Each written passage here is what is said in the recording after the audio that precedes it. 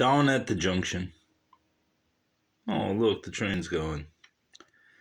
Death held commonplace communion with the living at Wayne Junction, just as it does under ordinary circumstances in myriad locations. When a man strikes another, both are bound by the laws of averages to exchange further unpleasantries. This code is altered greatly when machines are brought in as one of the combatants, and in the case of a train, death is almost a certainty. Such was the supposed fate of Paul Huber in late March of 1901, except that he had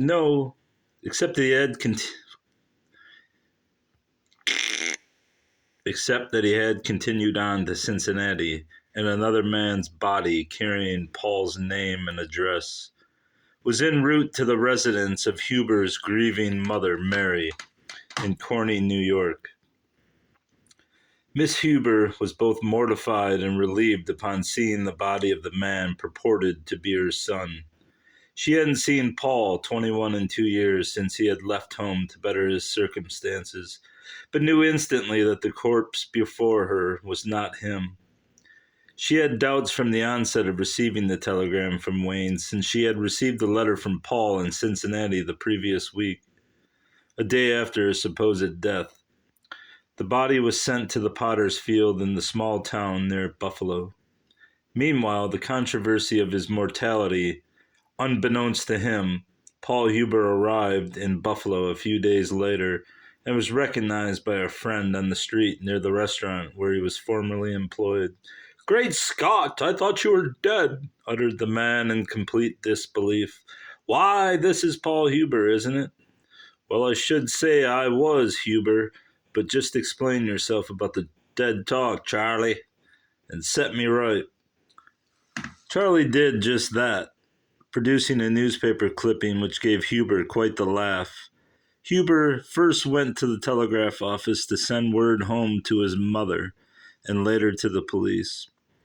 He explained that he and the deceased man had met in Cincinnati and both talked about going to the expo in Buffalo, exchanged names and addresses, and then the man remarked in a moment of realization that both men had a scar on their chin in nearly the identical spot, the description of which later made Huber's mother believe that it could be her son. The newspaper of the day, I fucking messed that up. Cute. The newspaper of the day sensationalized the story with the Cincinnati Enquirer. The Cincinnati Enquirer? Are you kidding me? There's another error. Well, it's good that I'm proofreading this. Proclaiming that Huber had arrived home to his own wake with a hearse and numerous carriages preparing for his funeral. He then marched into the home to the astonishment of the bereaved, including his own father who had died years earlier, and sent the gathering into a lather of deep consternation, disbelief, and finally jubilation.